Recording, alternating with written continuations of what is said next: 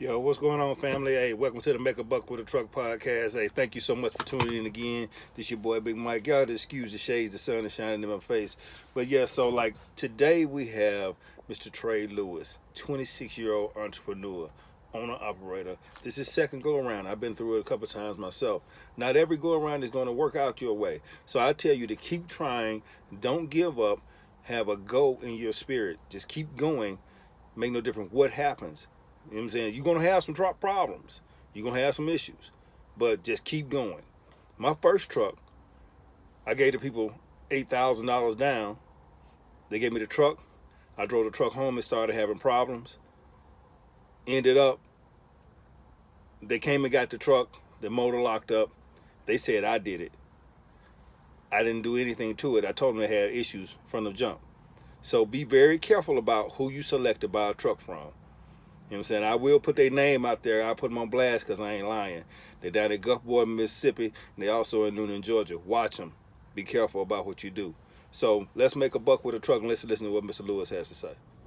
Good morning, everybody. This is Make a Buck with a Truck podcast. Today we have Mr. Trey Lewis, owner operator. And what's the name of your company, Trey? TNA Transports. TNA Transports. Have you ever driven for a company before, Trey? Yeah. Okay, how long did you drive for a company? 2.5 years. Okay, how long have you been driving truck? About 4.5. About 4.5 years, yeah. Okay. How long have you been on operator? This is my second go around, but I've been doing it about 2 years. About 2 years? Okay, so do you have your own authority? Nope, don't. You lease onto a company? Uh-huh. Good, that's the way to start out. Yeah. So how long have you been on operator this time? This time around, since about March, but it's been non-stop for the last past 2 years, but me getting a new truck, it's been since about March. Okay, cool. So what kind of truck do you have? 21 Freightliner. 21 Freightliner, wow. Okay, that's cool. So the best thing to do, so would you agree with getting newer equipment, it would be better for you? It has its perks, you know what I'm saying? Like, the perks is you get a new truck, you don't have to worry about major stuff because 9 times out of 10 it's under warranty. Okay. You know what I'm saying? If the truck really break down or something like that, but I would get a little older truck. You know what I'm saying? Because like I'm paying $208K for my new truck. Wow. Versus I could get me a 2016, 2017 for about 30, 40K maybe. If you find it. Right. And yeah, it's I'd rather get the older one. Right. Okay. All right. So, do you have a family? Yeah. Mm-hmm. Okay. So, how much do you see an increase in your family time? Way more. Okay. Way more. You do whatever you want. You know what I'm saying? You go wherever you want. You come home whenever you want. You know what I'm saying? It's still making good money. Right. I go home every weekend. Okay, so you said still making good money. So what would be the difference you would say would be the difference in the money between being a company driver and being an owner operator? I started off in the trucking game making about $750 to $850 a week. Okay. And I'm thinking that's good. You know what I'm saying? Like, I'm living life. I'm thinking that's good until, you network and meet other truckers and you realize you can pay minimum wage in the trucking game. Right. You know what I'm saying? So, so when I got in the groove of things, I was making anywhere from about about 1,000 to about 1,300. But that's me pumping. Right. You know what I'm saying? Out there getting it. And versus doing on the op, you can gross anywhere from 4K to 10K a week. You know what I'm saying? Right. So, and after all is said and done, you can walk away with 5, 6, even more in your pockets. Okay. So what would you say being an owner operator has given you the ability to do some of the things in your life? A lot. Spending more time with the family. Right. You know what I'm saying? Being home more. That's the biggest thing right there. Okay. That home time. Okay, are you a homeowner? No, not a homeowner. Not yet. Would you say that being an owner operator would give you a better opportunity to become a homeowner? Oh yeah, it has. Okay. I'm in the process now. Okay. You know what I'm saying? So, it should be sometime next year. be in my own house, you know, yeah, getting it built and all that stuff, you know. Okay, so how old are you? I'm 26. 26 years old. Wow. 26. If I had known what you know now at 26 years old, I was jumping out of airplanes.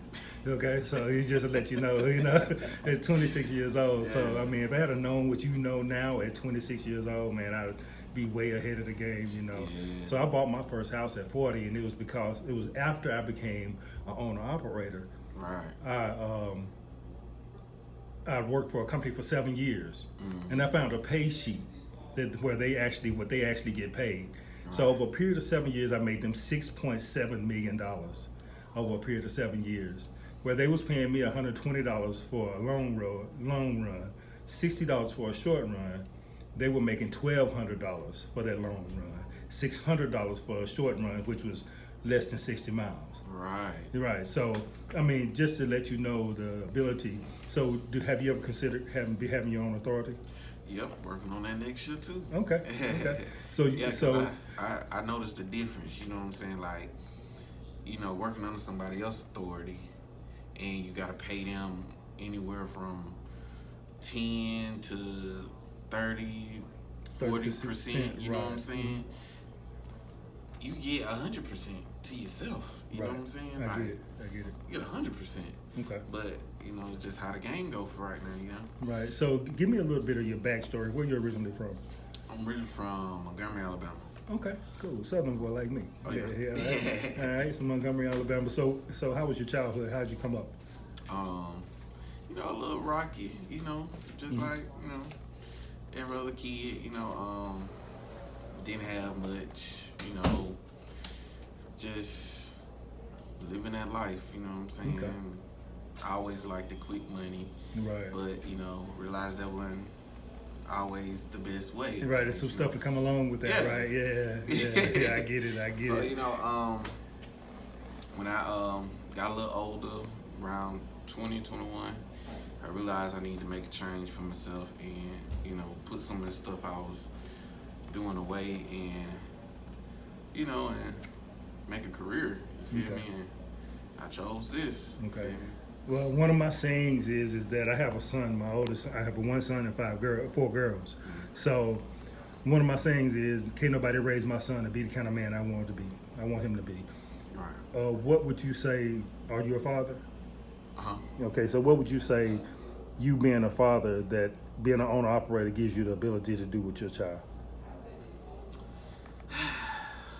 You can raise them, mold them into the person you know what I'm saying, you want him to be, but I also had to realize, like, man, my granddad, he tried to tell me about driving trucks. Right. But, you know, it was one ear and out the other. I don't want to do that. You know what I'm saying? I don't want to be on no road. You know what I'm saying? Like, and once you grow older and realize, like, damn, I should have been listening. Like, he you know, he dead and gone now, and he had 18-wheelers. You feel me? I didn't want them, but now I wished you had them. I had them. Right. You know what I'm saying? So sometimes you know, you can encourage and learn and teach and all this stuff, but you know, at the end of the day, they'll make the, you feel me? As long as you there, they'll make the right decision. It might take them a little bit longer, but I feel as if being an owner-operator gives you the ability to be there more for your child. Yeah. You know, and we just have to be mindful of what we're doing, not chasing dollars, but giving people a service and getting paid for your service, and then going home and serving those who are more important to you, which is your family. So, I mean, you know, just as an aspect of me being a make a buck with the truck type of guy, you know, I want to teach you how to make that buck, but then I want to teach you also how to be instrumental in your children's life. You know what I'm saying? Right. And in your family's life, being a good husband, you know. So just a little aspect, a little nugget, you know, that we like to drop here, make a buck with a truck. So, man, look, I really appreciate your time. I'm gonna shake your hand. You're a good guy. Bless you. You know what I'm saying? And make a buck with a truck. All right.